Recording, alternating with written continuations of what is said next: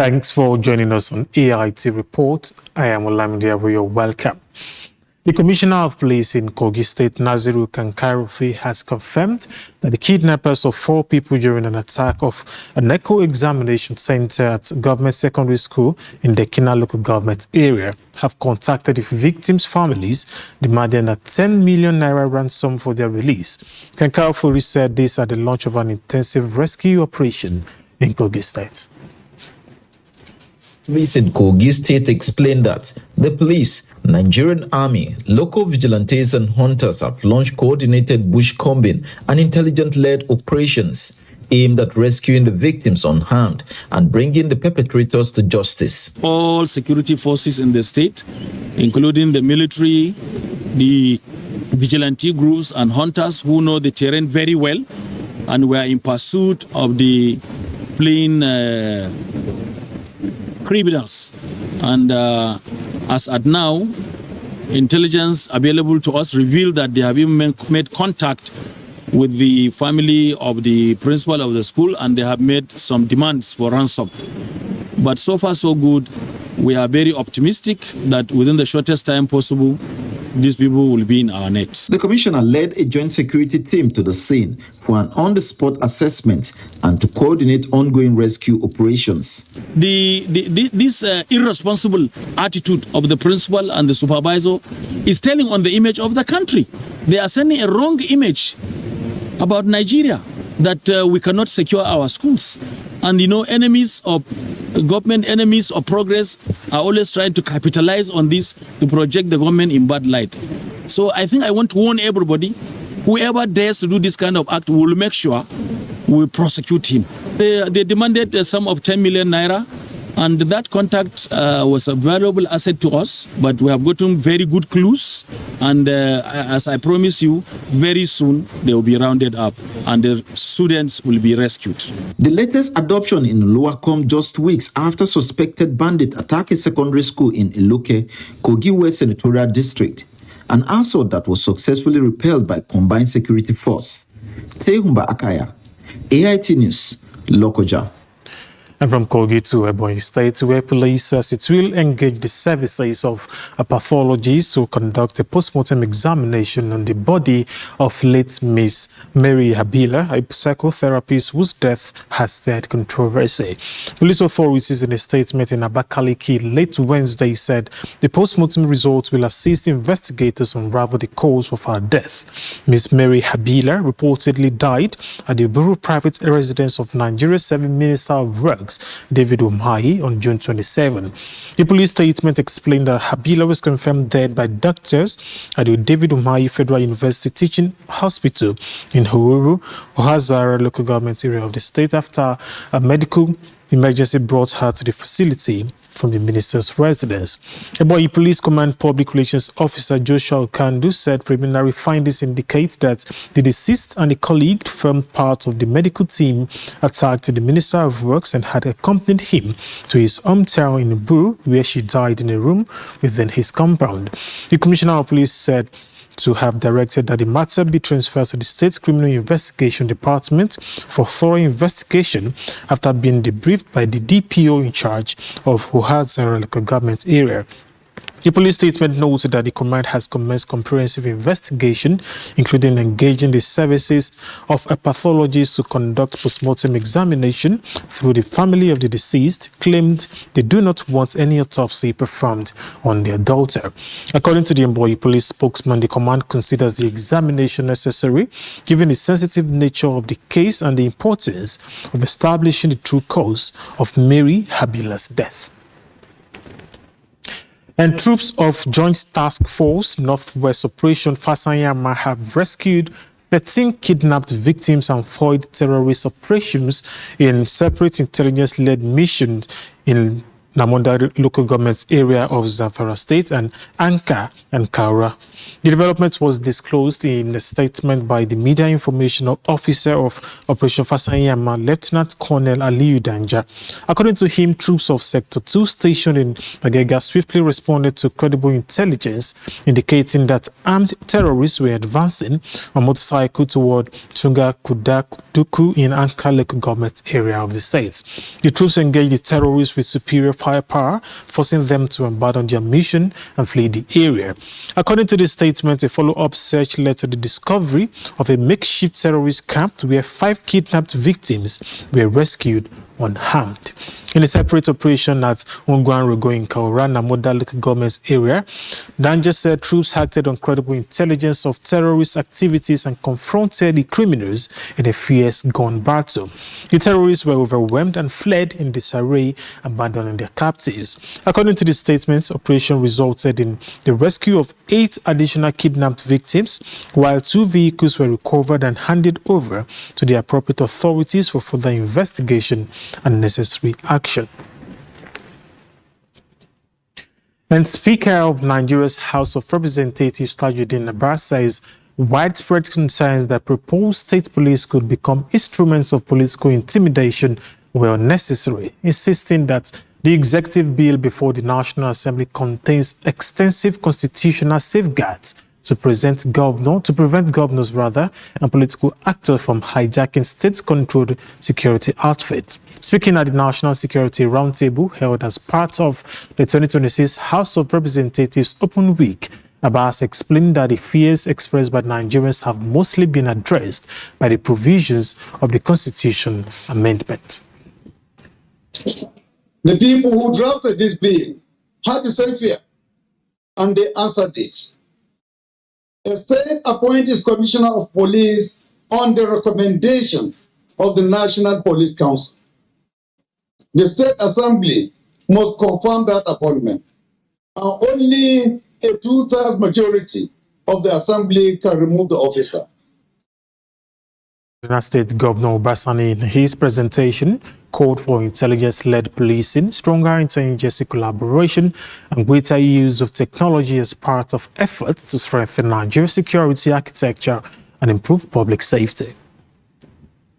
Must become a defining feature of 21st century policing.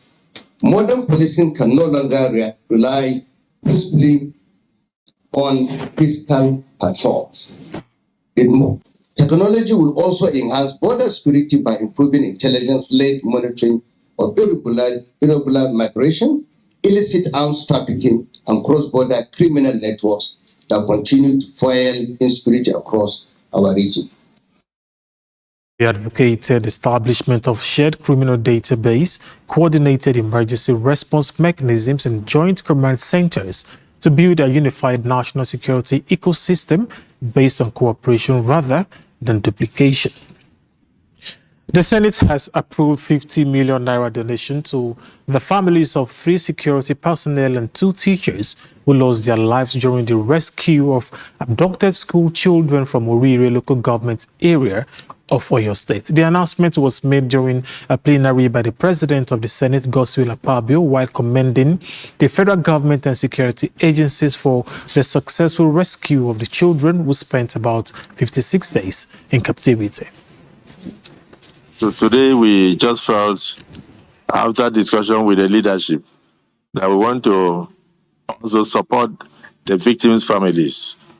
Like the young lieutenant was just 28 years old when he died in that operation. So we are sending a token of 50 million naira to them to be divided into the 5 deceased families.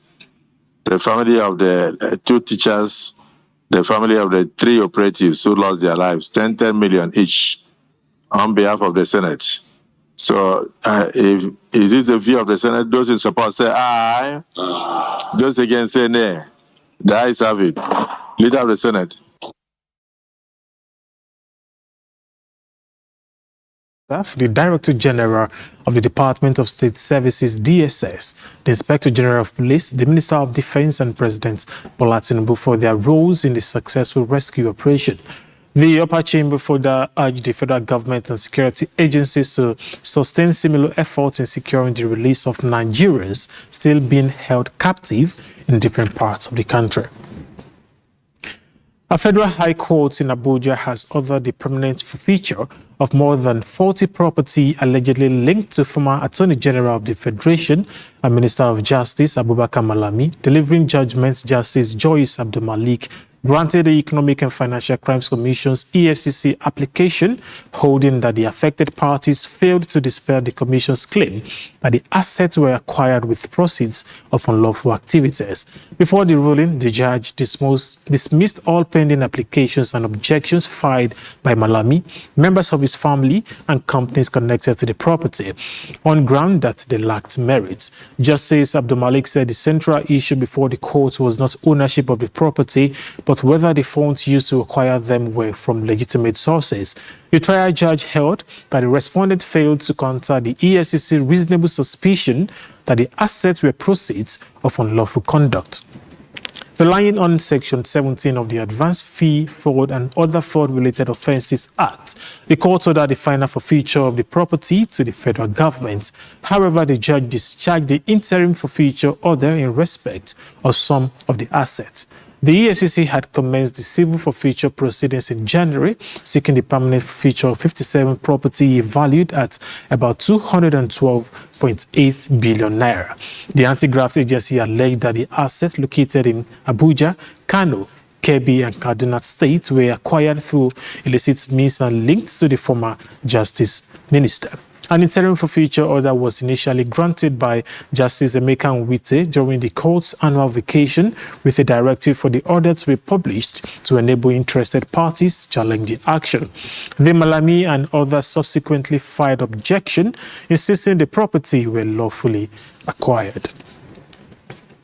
And former chairman of the Code of Conduct Tribunal, Danladi Umar, has been granted bail in the sum of 100 million naira by a Federal Territory High Court sitting in Maitama, Abuja. Justice Peter Kekemeke, in a brief ruling, ordered that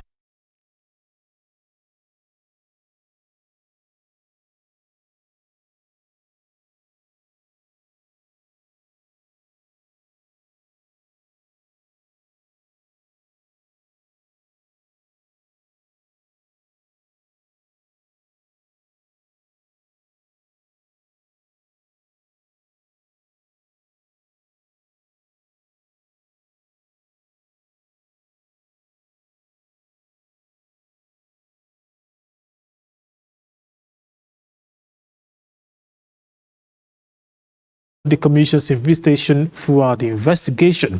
The prosecution, however, opposed the application, arguing the defendant is a flight risk and could interfere with prosecution witnesses, some of whom worked under him during his tenure as CCT chairman. In his ruling, Justice Kekemeke held that the prosecution failed to establish that the defendant was likely to jump bail or interfere with witnesses, and consequently granted the bail application. The court adjourned further hearing in the case until October 29, 2026. Umar is to remain at the Kuje Correctional Center pending the fulfillment of his bail conditions. The Independent National Electoral Commission, INEC, has announced that a total of 2.4 million eligible Nigerians have been registered in the ongoing continuous voter registration exercise as of July 10th, 2026, with Kaduna State recording the highest number of registrations nationwide. The latest Phase 3 Week 9 registration statistics released by the Electoral Commission shows that the figure comprises 823,324 completed online registrations and 1.6 million physical registrations completed across the country. According to the data, Kaduna led all states with 182,749 registered voters, followed by Edo with 121,554, Lagos with 114,983, and Delta with 108,547. Taraba State recorded 94,432 registrations, while Sokoto recorded 91,200 79,207, Eboyin 84,118, and Jigawa 79,837, while Bauchi registered 77,881 voters. In Benue, 76,442 was recorded, while Cross River recorded 75,131 and Ogun State recorded 75,633. Anambra and Oyo each recorded more than 71,000 registration, while Imo registered over 70,000 voters during the period under review. At the lower end of the table, Ekiti recorded only 84 registrations, while Ondo registered 14,407. The Federal Capital Territory recorded over 33,000 registration, while Rivers posted over 52,000 and Akwa Ibom over 35,000. INEC explains that the voter registration in Osun State remains suspended in accordance with Section 9, Subsection 6 of the Electoral Act 2022, owing to the forthcoming governorship election in the state. INEC says the suspension is a legal requirement intended to preserve the integrity of the electoral process ahead of the poll. The Commission calls on prospective voters to complete their registration only through its official CVR platforms and designated registration centers nationwide, while ignoring unofficial channels and misinformation.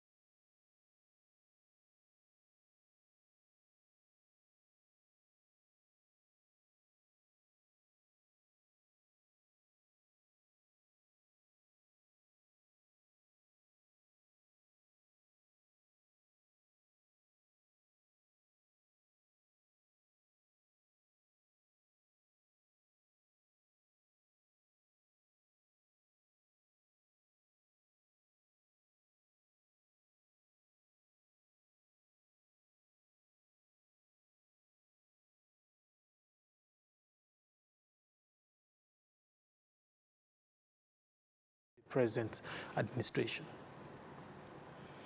Of the monthly joint briefing and Commissioner for Information and Strategy, Kasima Febwa, opened the session by attributing the APC's overwhelming victory in the last Saturday local government elections to the growing public confidence in Governor Monday Okpebholo's administration.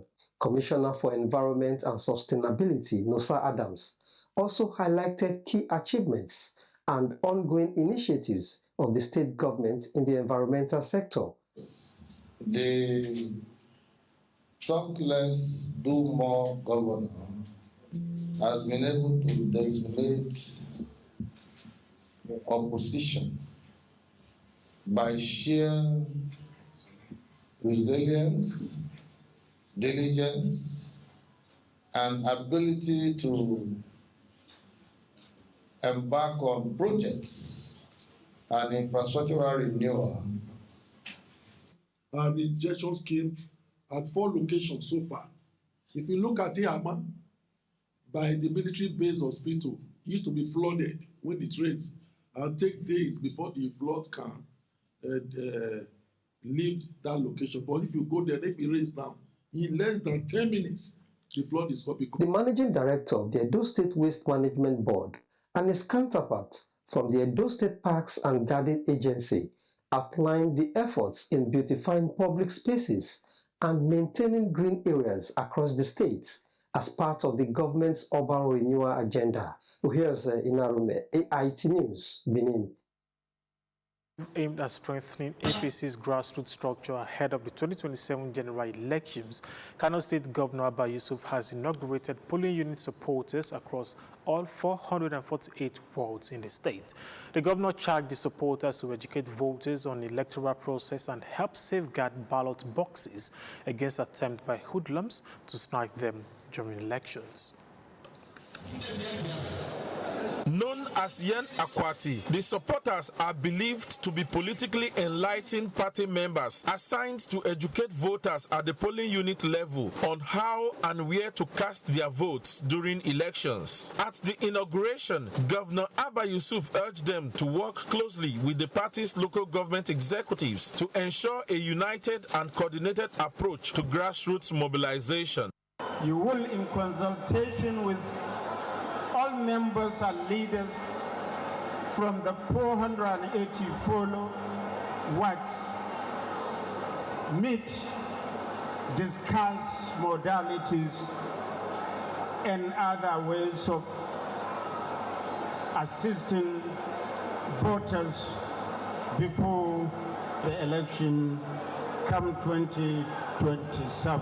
The governor described the supporters as the party's polling unit police, saying they would play key roles in monitoring polling units, protecting ballot boxes, and helping to prevent electoral malpractices, including ballot box snatching. When I say political security personnel, members of the APC that will go to all the polling units and depend all the boxes that will be used in casting votes for our great party to guide and enlighten voters before and during the election period.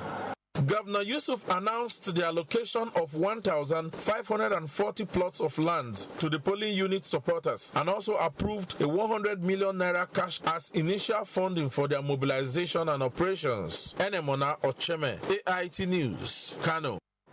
Adamawa State Governor Amadou Fintiri has cautioned the newly elected chairmen of the state's 21 local government councils against abandoning their duty posts for unnecessary visits to the state capital at the expense of their people.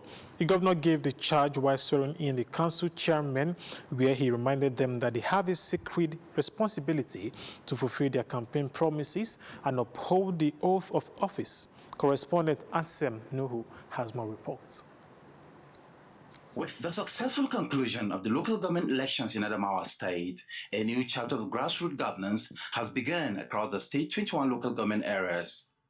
An atmosphere of excitement filled the banquet hall of Government House, Yola, as government officials, political stakeholders, and supporters gathered to witness the inauguration of the newly elected council chairman. The Chief Judge of Adamawa State, Justice Hafsat Abdurrahman, administered the oath of allegiance and oath of office on the newly elected chairman. Addressing the council chairman, Governor Fintiri stressed the importance of accountability, transparency, and commitment to service. On each occasion, I have made it a point of duty to sermonize on the sanctity of office, into the ceremony beyond empty ritual, the administration of oath of allegiance, and that of office in public. It's not just a matter of formal procedure, but a public witness. Responding on behalf of the chairman of Yola North Local Government Council, Jibrin Ibrahim, expressed appreciation to the governor for his leadership and confidence in them.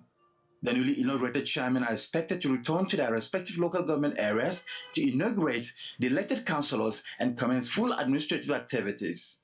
Ansem Nuhu, AIT News, Yola. And if you are just joining us, you're watching AIT Report. We'll take a break now. We'll be back with more. The stories now break online. Don't miss anything from our real-time updates and exclusive content. Follow and participate in discussions on live TV studio programs to shape the narratives. Subscribe, engage, and share from AIT.live at AIT_online on X, AIT Online on Facebook, Official AIT Live on Instagram, TikTok, and Threads, AIT_live, and AIT Livestream 1 on YouTube. Stay connected with AIT. On air, online, on live.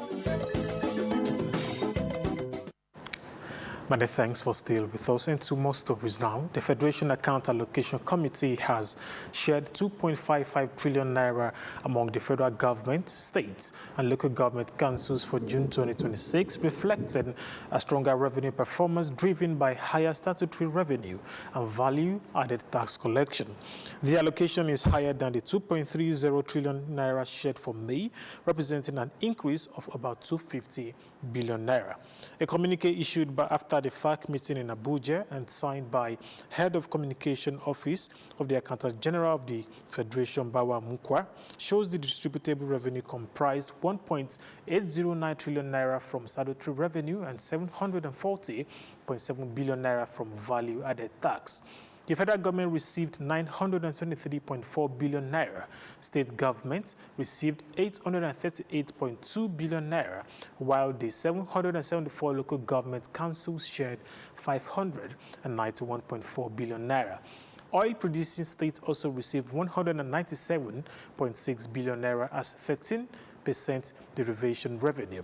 The report further indicates that gross statutory revenue rose sharply to 3.7 trillion naira in June from 2.65 trillion naira in May, an increase of more than 1 trillion naira.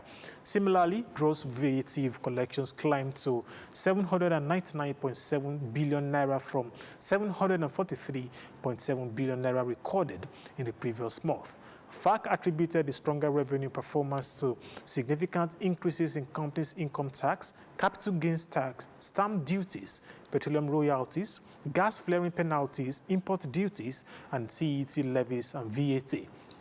However, receipts from petroleum profit tax, hydrocarbon tax, mineral royalty, and related fees declined during the period, while excise duty posted only a marginal increase. The higher June allocation is expected to strengthen government liquidity across the federal, state, and local government levels, although analysts say the sustained revenue growth and prudent fiscal management remain critical to addressing Nigeria's development and infrastructure financing needs.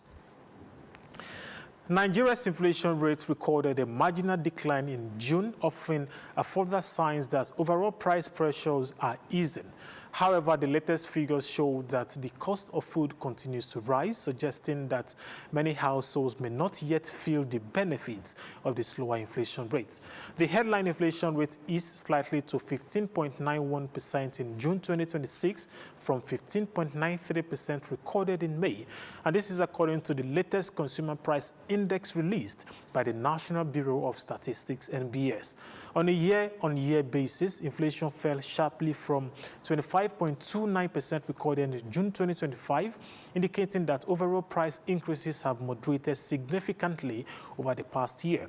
The report also showed that on a month-on-month basis, inflation slowed to 1.66% in June from 1.75% in May, meaning prices continued to increase but at a slower pace than in the previous month. Despite the improvement in the headline inflation, food inflation remained a major concern. Food prices rose by 17.52% year-on-year, while monthly food inflation accelerated to 3.75% in June from 2.98% in May. The latest data suggests that while government efforts and tighter monetary policies may be helping to slow overall inflation, rising food costs continue to put pressure on household budgets. Economists, however, say a sustained decline in food inflation will be critical before many Nigerians experience meaningful relief in the cost of living. And Cross River State government has unveiled a strategic plan that will make the state a leading coffee production and processing hub. The implementation framework unveiled at the state government press briefing in Calabar is expected to drive the state's 7-year coffee revolution agenda and position Cross River as a leading producer of premium coffee in Nigeria and across Africa.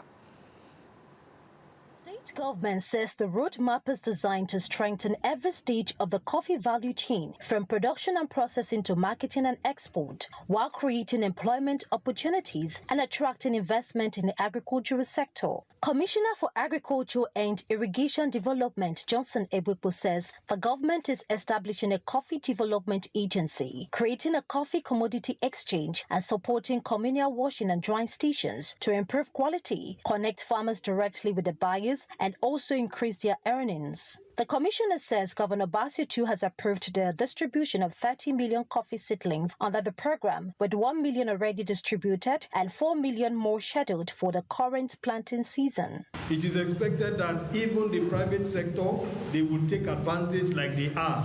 We have received expression of interest for commercial cultivation of coffee. That way we can guarantee feedstock. So the approach is on the smallholder side, the approach is also on the commercial side. The Commissioner for Information, Erasmus Ekpang, says the initiative reflects the Governor Bassey Otu's administration's commitment to diversifying the state economy through agriculture. Very soon, Cross River State will totally unlock and decouple itself from FAC allocations, and of course our young lads, our farmers have enough, to eat, to use, and of course to export. Government has already, put all of this thought process together, and we can assure you that we are all out to work in synergy to ensure that government objective is met. The state government says the reforms are expected to strengthen the coffee value chain, improve rural livelihoods, and establish Cross River State as a competitive player in the global coffee market. Inemesat Ifyok, AIT News, Calabar. The federal government says it will facilitate new investment opportunities in Zamfara State following growing interest from investors in the state's vast solid mineral resources. This was disclosed during a courtesy visit by the Minister of Industry, Trade and Investment, Jumoke Oduwole, to Governor Dauda Lawal at the government house in Gusau. The minister informed the governor of plans to bring investors who have expressed interest in exploring and developing Zamfara's abundant solid mineral resources. She also highlighted preparations for intra-African trade fair and encouraged the state active participation in African Continental Free Trade Area to unlock new economic opportunities. For Zamfara State to participate in that will be very critical, and His Excellency has graciously accepted that Zamfara will be fully participating in that. Governor Dauda Lawal welcomed the federal government initiatives, reaffirming his administration readiness to partner with investors. Just 2 days ago, we had a company that came here that is ready to invest over $200 million or billion dollars in Zamfara State. The governor stressed that despite security challenges in some parts of the state, Zamfara remains a land of enormous economic potentials. Governor Lawal also challenged the negative perceptions of Zamfara, saying the state is more than insecurity, often portrayed in the media. So Zamfara is not about insecurity. There are a lot of good things happening, and this is why we're saying Zamfara is open for investment. He maintained that Zamfara is open for investment and urged investors to visit the state and witness its vast opportunities firsthand. Tamina Yusuf, AIT News, Gusau. And barely weeks after President Bola Tinubu commissioned the state multi-million naira Mesono fruit concentrate plant in Benue State, the state government has announced a massive scale-up plan. The factory is set to expand its production capacity from 40,000 metric tons to a staggering 100,000 metric tons, with a brand new retail juice production line on the horizon. From a state once plagued by severe post-harvest waste to a rising industrial giant, this is the Bensono Concentrate Plant in Makurdi. Under a fresh blueprint, this facility is about to more than double its current processing muscle. Functionaries of the government of Benue. At the Government House, the Group Managing Director of the Benue Investment and Property Company, Dr. Raymond Asemakaha, alongside strategic partners, Sono International, unveiled plans to add a brand new juice production line within the next 6 months. Now we have a second factory which is brand new, done, installed 100% by the Executive Governor of Benue State. That factory, we're also going to partner with them to upscale, because when they came, they're also going to take over the new factory. Envisage that this second factory is going to be running within the next 6 months. So that will allow us to increase the extraction, so the production capacity, threefold from what we're producing in the first factory. And then we're envisaging to bring additional extraction capacity to make the capacity 5- or 6-fold on what we can do today. State officials emphasize that this is more than just an expansion. It's an economic lifeline. It is now an investment hub, ready to receive investors and make sure that we provide them with the environment to do what will enhance the productivity of our real sector. By keeping processing inside state lines, Benue is finally getting the true value for its harvest. Dofan Aga, AIT News, Makurdi. And up next on the AIT Report, a sport track.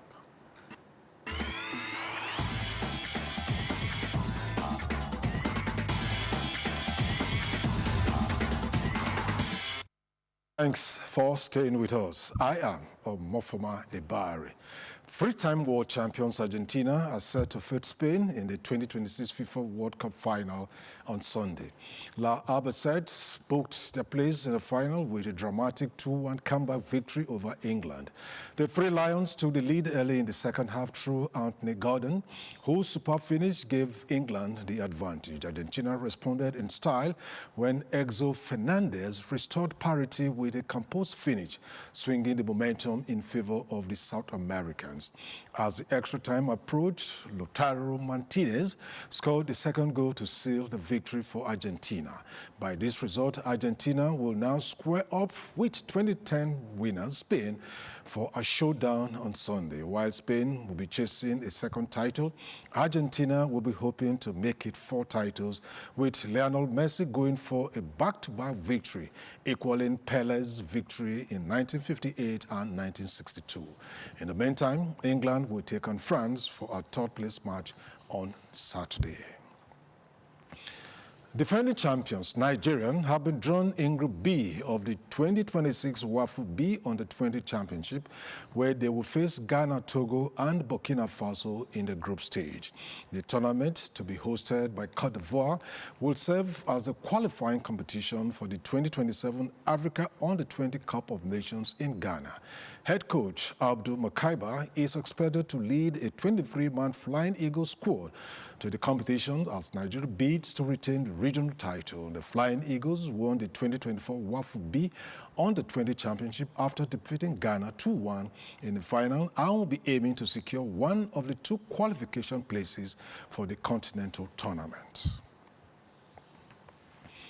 The Niger Tornadoes Football Club Mina is set to return to the Baku Kotengora Stadium ahead of the start of the 2026-27 Nigeria Professional Football League season following the total renovation and remodeling of the stadium. The permanent secretary of the Ministry of Sports Development, Nuhu Gadba, and the chairman of the club, Abubakar Kutso, confirmed the upgrade after assessing the level of work 11 days after the contract was awarded. Niger Tornadoes played their last home games in Mina in the 2024-2025 season and were banned by the league management due to the poor nature of the stadium. The club recently resumed matches at the Baku Kotengora Memorial Stadium against Shooting Stars on May 24 after rehabilitation work was carried out. The venue was, however, barred by the NPFL mid-season forcing the team to adopt alternative venues such as Lafia and Kaduna. A significant upgrade is currently being carried out to upgrade the stadium to a FIFA standard ahead of the 2026-2027 season. Highly impressed by the structural or civil work, I can say, the drainages and whatever it takes, the markings, the standardization, everything is apt and accurate. As an ex-player that he is, he's made sure that the pitch is FIFA standard, and by his grace, during the time of His Excellency Babu, we'll have Super Eagles coming here to host the match, inshallah. Managing Director of the Diamond Orange Limited, the construction company, Isaac Oboyano, said the new all-weather synthetic pitch will provide a durable playing surface capable of hosting football matches and other sporting activities throughout the year. Our grass has been imported from Turkey. The fiber goalposts, everything that we make Bako Kotambura Stadium to be an international pitch is available. Earlier, while handing over the stadium to the construction company, Kuso gave a 40-day completion date, but with the pace of the work at about 60%, Oboyano said they will deliver not only before the due date, but based on specification and FIFA standards. Zachary Omale, AIT News, Mina. Finally, Belgian forward Leandro Trossard has completed a permanent move to Besiktas in the Turkish Super League from Arsenal in a deal worth £17 billion. The transfer includes an initial fee of £15.3 million with a further £1.7 million in performance-related add-ons. Trossard joined Arsenal from Brighton, Hove and Albion in January 2023 and went on to make 174 appearances, scoring 36 goals and providing 34 assists. He played a crucial part in helping Arsenal win the English Premier League for the first time in 22 years. That's sports. Thanks for watching. I am Omofoma Ibari. Thank you, Omofoma. And to other stories, Africa is intensifying effort to curb illicit financial flows, estimated at $88 billion annually, with stakeholders now calling for stronger collaboration to combat money laundering and terrorist financing while protecting the activities of legitimate non-governmental profit organizations operating in Nigeria and across Africa. At the African Conference on Anti-Money Laundering and Countering the Financing of Terrorism in Abuja, experts said Nigeria's reforms are providing useful lessons for other countries on the continent. Illicit financial flows and terrorist financing continue to pose significant risk to economies across the world, prompting countries to strengthen their anti-money laundering and counter-terrorism financing frameworks in line with standards set by the Financial Action Task Force. Speaking at the African Conference on Anti-Money Laundering and Countering the Financing of Terrorism, the Executive Director of Spaces for Change said Nigeria's experience demonstrates how sustained engagement between regulators and civil society can produce a more balanced, risk-based, and effective regulatory framework. It's not to paint a picture of El Dorado. We're not trying to say Nigeria is perfect. We're not trying to say that Nigeria has no problems. No. What we're trying to say is that there are lessons that have been learned that are worth sharing, and also some outcomes that we are seeing that are worth replicating in other contexts. And we want to use this platform to share those lessons and those outcomes with other countries. Centralising payments through state financial institutions. Such harassment and interference, which is sometimes accompanied by political smear campaigns calling NPOs terrorist sympathisers, is entirely unjustified. Stakeholders noted that Africa loses an estimated $88 billion annually to illicit financial flows, underscoring the urgent need for stronger regional cooperation. Nigeria's reform journey also demonstrates that compliance with international standards should never be viewed as an end itself. Rather, compliance should translate into stronger institutions, greater transparency, enhance public confidence, and more effective protection of our citizens from the threats posed by terrorists and terrorist financiers. Participants also underscored the growing role of women in strengthening anti-money laundering and counter-terrorism financing system, while calling for greater African participation in shaping global financial security policies that have traditionally been driven from outside the continent. Olamide Ario. And the Federal High Court in Abuja has issued a final warning to Omoyele Sowore, saying his defense may be closed if he fails to proceed with his case at the next hearing. Justice Muhammad Umar gave the warning after the defendant appeared in court without any member of his legal team. Sowore informed the court that his lead counsel, Olumide Fusuka, Senior Advocate of Nigeria, is currently in the United Kingdom with the court's knowledge, while another member of his legal team, Raphael Adakole, is outside the country. He appealed for a short adjournment to enable his lawyers to return and continue his defense. The judge, however, told Sowore that he could only make oral applications himself if he intended to conduct his own defense. Opposing the request, prosecuting counsel Akinlolu Kehinde, Senior Advocate of Nigeria, argued that the case had already been adjourned to the defense for the defense to serve court-issued subpoenas. He reminded the court that it had earlier ruled that the absence of lead counsel should not stop proceedings and stressed that the matter was on day-to-day trial. Kehinde further submitted that the latest request amounted to the 11th adjournment by the defense, contrary to the provision of the Administration of Criminal Justice Act, and urged the court to close the defense and proceed accordingly. In his ruling, Justice Umar held that the principles of fair hearing require that the defendant be given every reasonable opportunity to present his case. However, he warned that the court would not tolerate further delays. The judge granted that what he described as a final adjournment and cautioned that if the defense is not ready to proceed at the next sitting, it will be deemed closed. The case was adjourned to the 22nd of July for Sowore to continue his defense. And still in the court, the Federal High Court in Abuja has refused to grant bail to John Agbo, a man standing trial over allegation that he planned coordinated attacks on schools in the Federal Capital Territory. Justice Joyce Abdulmalik dismissed the bail application after the prosecution concluded its case by calling it fourth and final witness. Agbo is facing terrorism and cybercrime charges over an alleged plot targeting schools, students, and teachers in Abuja. In her ruling, Justice Abdulmalik held that the defense failed to provide sufficient assurances that the defendant would appear for trial if released. She consequently ordered that Agbo remain in the custody of the Nigerian Correctional Service pending the conclusion of the trial. The court also refuses bail for man accused of plotting during the proceedings. An operative of the State Security Services narrated how investigators tracked Agbo and his alleged associates. The court also admitted and played a video recording of Agbo's interview with investigators as part of the prosecution's evidence.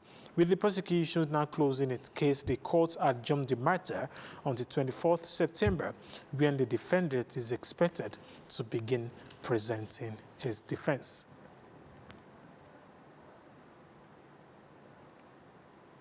And that is AIT Reports. I am Olamide Ario. Many thanks for staying with us.